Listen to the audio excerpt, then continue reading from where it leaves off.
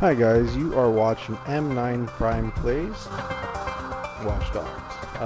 None of the stuff in this video will see any story information. This is all based on side missions. Personally, I haven't really done many of the story missions. I am trying to get all the side stuff out of the way first, just to get all my powers up and get everything ready. This is one of the more ridiculous fixer contracts that I happen to have. I was chasing the guy in the car, accidentally wrecked his car, so he got out, and instead of getting back in another car, he's running on foot. So this is why I'm chasing him down. I am going to get back in another car, and I am just going to drive close to him until I finish the download of the file. There are many different types of contracts you can do. There's ones where you have to do vehicle delivery, where you're pretty much outrunning cops. There's ones where you do checkpoints, which you'll see later on in this video. Like this one here, where you're just downloading data. There's a lot of other stuff to do, like drinking games. I think is the hardest, I'm going to say, trophy, as well as it is one of the hardest mini games in this game. They do force you to play 10 rounds in all 3 drinking games, and later on you will see a video of how difficult that is, and it is a video of the easiest one in the game. Of course, it's the upper levels of it, but the other 2 are, I find, much harder. The first one is just a bunch of button presses, which I'll explain when we're in that section. There's also gang hideouts, and you learn about all this stuff from just simply hacking people's phones. Once you do get enough powers, at the beginning it's all confusing, but eventually you will get powers where you figure out which people have the information you need. They will be highlighted in a much better way. So far the character's pretty cut and dry. He's not very funny at all, but he gets the job done. There's lots of varieties in cars. This right here is a convoy mission. My job is to basically take out the target who's in a convoy. They explain everything, why you're out for vengeance, so you want to be a vigilante, be in the good books. As you can see right there, it was hacking for a security key. Use them for certain items you craft, and you can only get them through hacking, which is a little bit annoying when you need them because you just can't buy them. All the other items you can buy or you can find, so that's pretty good. You find items in glove boxes. The shooting in this game is really good. You will see it in this part. I will be shooting. The gadgets are awesome. Right here I laid an IED down on the floor, and as the cars are going to pass over it, it's going to make a pretty good explosion. There we go. Unfortunately, I did kill a civilian, but that is part of what happens in the game. You just try to keep the killing of civilians down to a minimum. In certain other missions, you cannot kill certain people. I have done convoys where you have to knock one guy out, so that makes things a little bit more difficult because you can't just blow up his car like I did here. Here we see a checkpoint race that I do. I didn't start very hot, but it's pretty interesting. I find the races. The online races were also really good. I did a couple of those. The tracks are fun, and you can take shortcuts. Helps when you're in the lead because you can actually neutralize people with hacking, which is really fun. If you're in the back, it does get a little bit challenging, but you can pull up if you're good enough at driving. Every vehicle drives a little bit differently. Here I made a mistake of turning the bike, and in real life that would definitely throw you off. So the physics aren't the greatest, but they're not bad. You just have to get used to it. Certain cars handle really poorly, but certain cars handle very well. Once you get used to it, it's very, very good. Here we are going to see the drinking game. This is the final 2 stages of the easiest drinking game. It looks a lot easier than it really is, to be honest with you. It isn't very easy to control that circle. That's the hardest part, I would say, because you are moving that circle, but it is fighting you every step of the way. Certain icons there have those 2 arrows on the side. Those ones change as you're playing.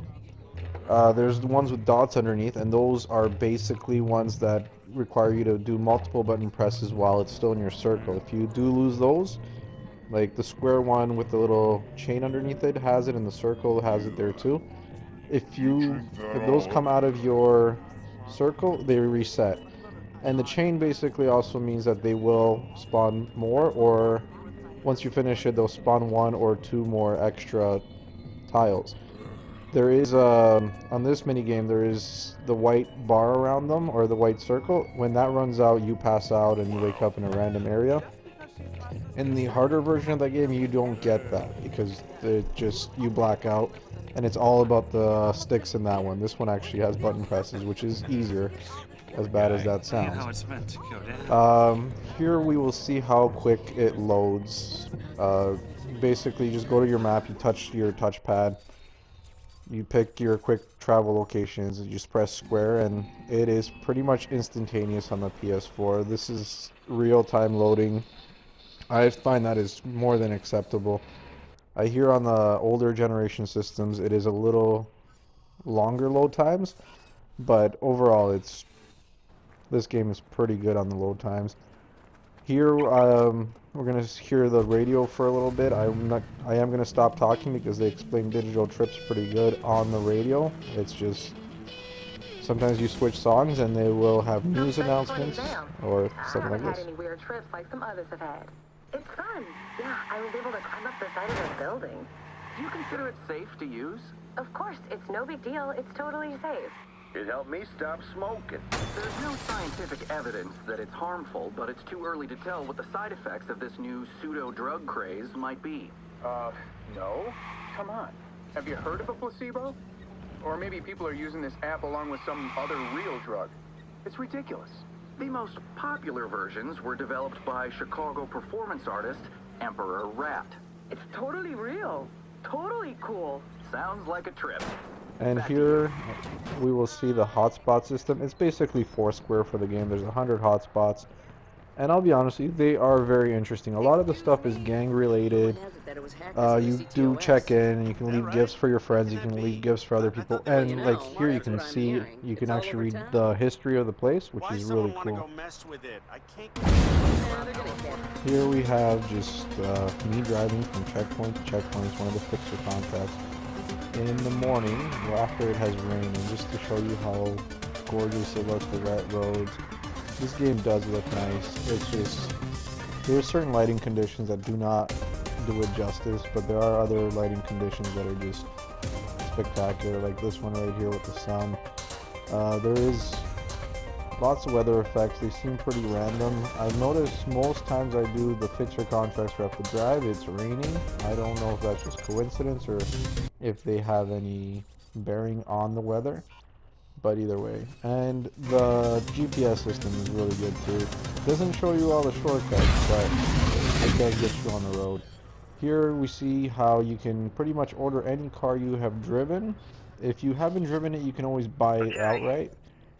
There is no bearing on your money, so you can have every car pretty much from the get-go. All the money you make is going to be way more than the money you're going to need to play this game. Like the betting and the parlor games and all that stuff, that's just side stuff for missions, or I should say for side missions. The game does let you do some pretty cool things that GTA still hasn't done. It's small stuff, but in the next scene you'll see how there's a passenger in the car during one of your shootouts, and you can actually pull her out of the car and save her even though she's not very smart. And that actually gives you a good reputation right there. That's what happens. See, your rep pulls up and she still runs right in front of the gunfire because, yeah, she's the smart cookie that she is. But it's little touches like that that are pretty cool to see. There's a lot. This is from a convoy like you saw before, except this guy has to be knocked down. He cannot be killed. So you kind of kill all his guys and knock this guy out to send a message. And it's very simple stuff. I think I'm gonna take a little stroll across. Here we see a gang hideout, the one on Pawnee, one of the last ones that I have done. I am quite proficient at this point. There's some swearing in the game. My apologies for broadcasting that, but here we just see the CTOS scan that I'm gonna do. It is one of the most useful items I have ever acquired. It lets you pretty much see through walls. It makes the game so much easier. Like you can see them through the rock right there. And you do a lot of scouting with the cameras during a lot of your invasion missions where you have to do a gang hideout or something like that. It makes things so much easier. You can profile the guys remotely. The problem is when you're doing gang hideouts, there's 1, 2, 3 sometimes guys that you cannot kill. You have to knock them down to send a message. So I have failed them before because I killed the guy that I needed to knock out instead. So this way you can profile them. Sometimes you don't get as much access with the cameras. This one's pretty good. Some guys have cameras on their persons, and you can actually hack those, like right here. And sometimes they have explosives on them, and that is the most fun because you can actually hack an explosive and make them all blow up. Anyways guys, this is the last clip in this video, apart from what's after the transition. This was all made with PlayStation Movie Maker. Or Share Factory, I should say. And enjoy the little bonus clip there. Thank you for watching, and please subscribe to our channel. Alright, take it easy guys.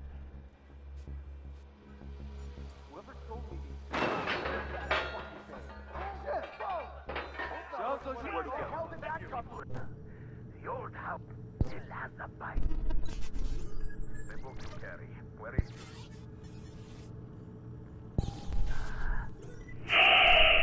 Why is he doing that?